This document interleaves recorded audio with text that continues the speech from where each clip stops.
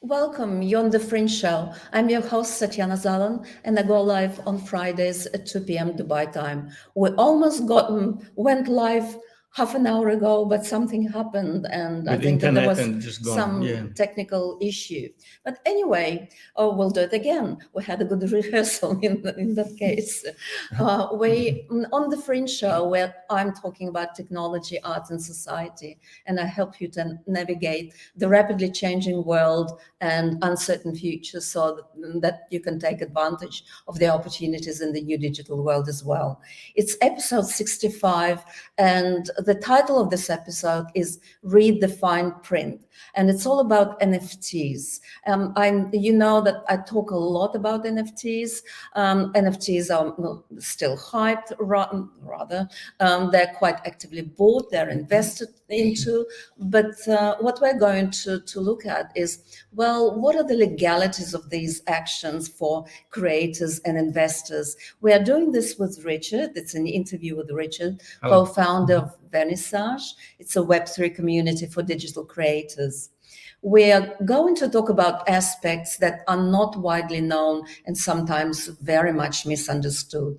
But before we go any further, just a disclaimer: it's not investment advice, it's not legal advice. None of us are legal experts or financial experts, but we do want to understand some of these issues, and we're sharing what we've learned with you so that you can probably be aware of all these misunderstandings.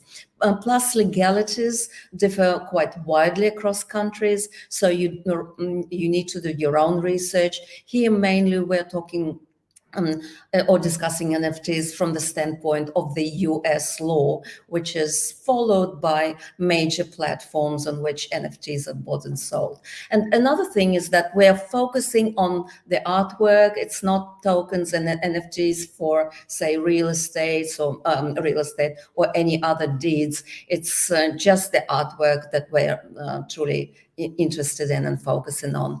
And the Fringe Show is for educational purposes only. And the way we're going to do it is like an interview. I'll throw a few questions at Richard, and hopefully he will be able to enlighten us about some of the aspects of NFTs, the most misunderstood ones. So let's start with one general question. Well, what are the most misunderstood aspects of NFTs? Hello. Good to be here. I would like to enlighten myself, and I keep enlightening myself all the time because there's so much happening and so many new things to find out. We're all learners in the space. Yeah. So, what are the biggest misconception about NFTs? Are actually, what is NFT? People think it's an art. Another misconception is what are the legalities? What do I own? What can I buy? Can I buy royalties? These are probably the most common questions. Not questions. I can see people wondering about this, especially those ones coming new to this space. People still don't understand. Okay, so maybe let's unpack these issues one by one. Let's start with what's an NFT, how does it work, and can you describe the technology for us, please? I'm not a technologist as such, but I will try to put it in a very, very simple terms. To start with, NFT is not art. NFT points to an art. NFT is a token. It's a tool that is controlled and run by smart contract. And people will immediately ask, what is smart contract? This smart contract is neither smart, nor is a contract. It's a piece of code that determines how NFT acts and all its operations. NFT is a digital certificate of ownership. So it lives on the blockchain because it's in a decentralized form, lives on the blockchain and points to an art that is, or the asset, we're talking art, so points to an art that is usually stored somewhere else in a decentralized storage system. Most common one is IPFS. And when you buy NFT, you actually own a smart contract that controls this NFT. That's in this very simple form. If you want to relate it to life that we know, if you own a piece of land, in order to prove that you own a piece of land, you show a deed or a certificate, and that's what NFT is actually, but in a very digital and kind of enhanced form. Yeah. So this is the and sits on blockchain. That's Yeah, and I still find that people even on LinkedIn commenting, and it's very, very clear that they don't understand the difference between an NFT and the JPEG. So yeah, your students apparently call. And my students, yeah, don't understand it either. Although they buy and sell NFTs and sometimes even create them. But if you can probably enlighten us about, well, what's the difference between purchasing a physical artwork and a digital artwork? There's a quite significant difference. The major one is when you buy physical art, like the one that hangs just behind us, not all, just one, you physically own this piece of art. You can take it home and you can display it, you can brag about it, you can resell it. When you buy NFT, you own the contract and this NFT, the certificate that points to the art. Therefore, you do not own the art. You don't. Yeah, which is very counterintuitive. And it is very kind of, yes, people immediately assume I own the piece of art. No, you don't. You can potentially own the rights to display, which we will probably touch later because I'm sure we need to discuss that. You can sell NFT, but you do not own physical. You do not own the actual artwork. Okay. That's the in really essence of it, just to have clear view of it. Yeah, just between these two. Yeah. And now turning to the issue of licensing, well, what needs to be considered here with licensing? Well, it's either for a buyer and a creator. Licensing means rights to display, for example. It is automatically assumed that when you buy an NFT, you can go and display it anywhere. Actually, you don't. You cannot do that. It's illegal, actually, according to current law. You cannot create derivative work from it. Means you cannot use this image of the art that NFT points to do your t-shirts or put it on your sneakers or on a shopping bag. You can't do that. Unless you probably specify it, because this is what Baker doing, Bored Apes, right? They do have, whoever buys it has the right to derivatives. They have everything. It's a Creative Commons license, means they can do whatever they wish. Yeah. However, from an artist point of view or creator point of view, who created this piece of art, he would like to this art to be displayed somewhere. So if you created this piece of art and I bought NFT of it, you would like to give me display rights so I can take it, put it in a hotel or somewhere and restaurant, whoever would like to enjoy it. And otherwise, I can't do that. So it's in your interest as an artist to provide these rights. Is there something, a functionality that's offered by a smart contract, or this is something that needs to be put on paper? It's definitely can be put on programmed into a smart contract with a difference, whether it's a copyright or whether it's a display right, whether it's derivative work. It probably can be put in a contract, in a smart contract. However, the very specific licensing rights are still being used in a paper form, which is kind of defined. I mean, not with the decentralized system. That doesn't follow the system, but because there is no any other laws, you might actually go for paper contract. It is still in practice, actually. Yeah, in the serious works, in a serious museum, in a serious, it's still in practice. Yeah.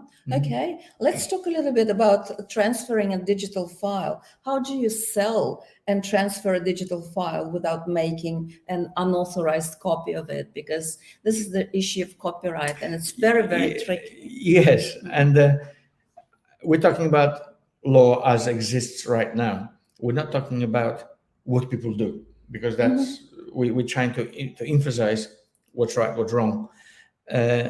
Traditionally, you could probably pass on the digital work on a digital medium. Could be a CD. I'm not sure those ones with a bit of a younger age might probably don't know what CD is, or USB drive, providing that this art that is on this medium has been legally, the copy has been legally created.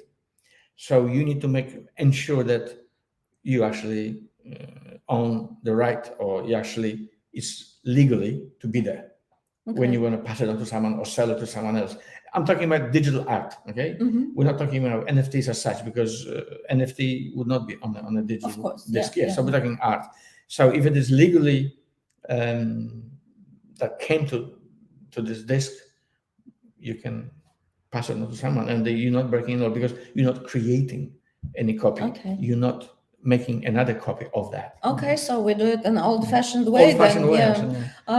What about? Let's talk about royalties.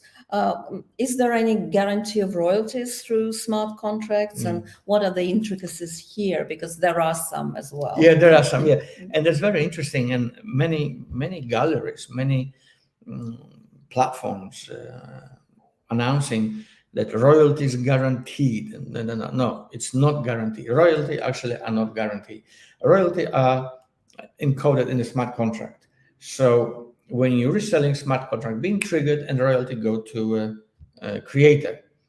However, with certain conditions, if that secondary sale happens on the same platform I bought it from. So if I bought I'm sure many people don't even know about it, that it has to be the same platform. But it's not because it's legal or illegal. It's just technologically, there are loopholes that exist. For example, I bought a NFT in platform X, and I've taken off the market, and I had it for a while. Now I want to sell it, but I want to sell it on the platform Z. So I'm going to another platform. I'm not doing anything illegal, because I own the smart contract. I go to the other platform, put it on sale, and believe it or not, that smart contract will not be triggered. It's triggered only if you do the same on the same platform, reselling on the same platform. Another example of kind of bypassing the royalties is when I put it on my own ledger, NFT. Sits on a ledger, and you, for example, want to buy it from me. You're sending me Bitcoin, for example, for it. I'm sending you NFT. Smart contract will not be triggered. So guaranteeing royalties, it's misleading and artists and the buyers, because it's not guaranteed.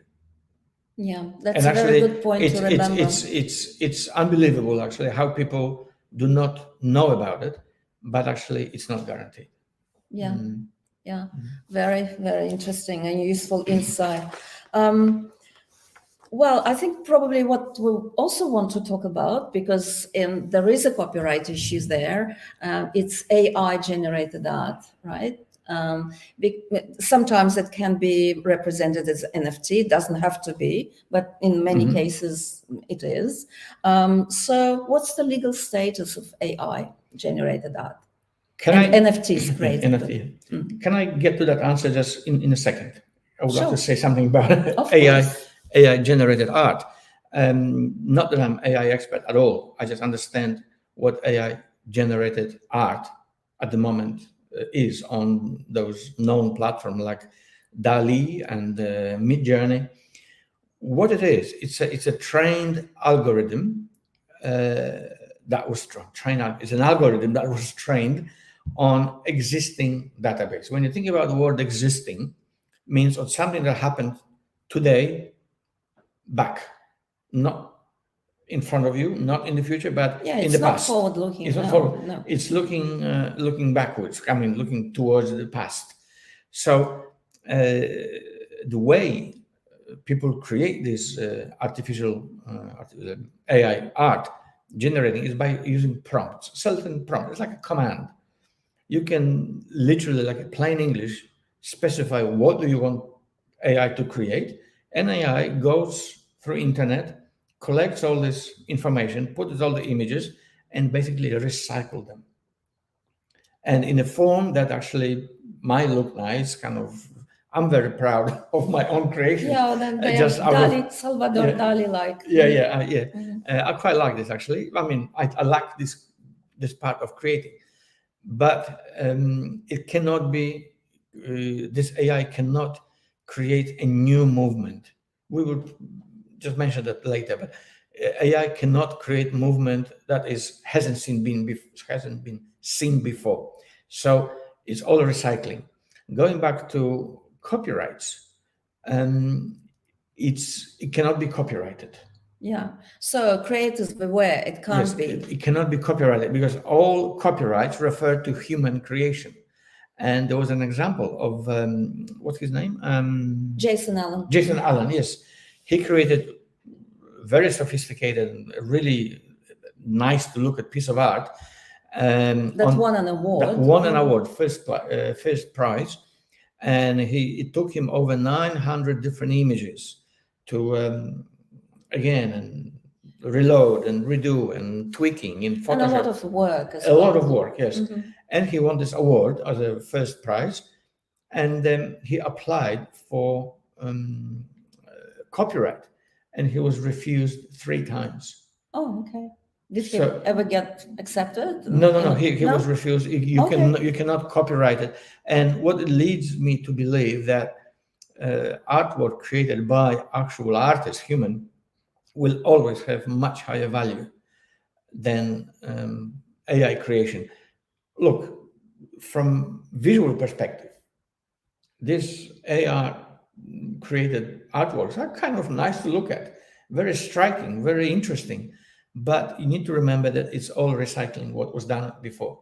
Yeah. And just on this question of recycling, and we will be wrapping up, just today I came across a wonderful quote by Alfred Schnittke, who is Russian composer of German origin, hence the name. And he's one of the most performed artists of the 20th century. And this is what he said. I love this quote. It's my own translation from Russian. For a pearl to form in the mother of pearls, which lies at the bottom of the ocean, you need a piece of sand, something irregular, foreign. The same happens in art, where all greatness is born because someone broke the rule. Now I understand that this mistake or handling a certain rule at the age of risk is precisely the zone where life-going elements of art originate and develop. So pearls are a product of a mistake, and the AI only follows the rules. It cannot break the rules. Cannot break the rules, unfortunately. It cannot invent a new impressionist movement, for example. It cannot. Or any other movement for that matter. Yeah. Yeah, so I think we'll just summarize a few things for our creators, our collectors. What are probably a quick summary, a quick insight into what are the 3-4 lessons that we need to learn? I think for creators and for NFT buyers, the copyrights and IPs are still very gray area. We can only hope, and probably it is happening. Lawyers around the world are probably working on creating some framework for NFTs, but it is still extremely gray area. Another point is don't assume immediately when you buy NFT that you own copyrights and you can display it, because you don't, unless it's specifically provided either in smart contract or as a normal paper contract. Royalties, I think that's probably one of the big ones. Royalties are very questionable, meaning they're not guaranteed, and artists should be aware of that. Another aspect that we haven't talked about, it's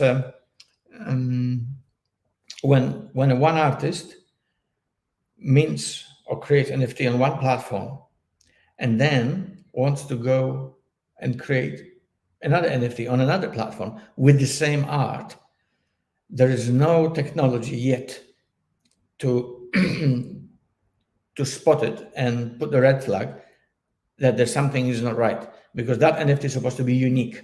So you cannot have two unique NFTs.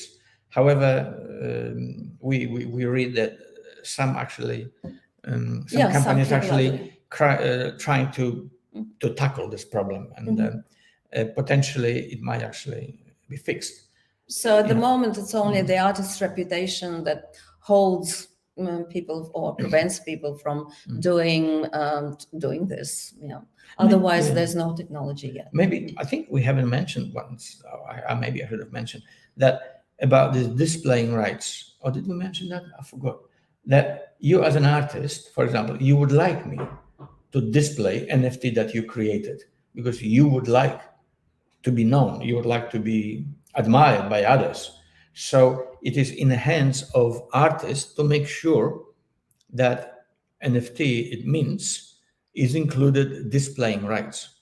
Otherwise, if someone who wants to display it would be doing it illegally.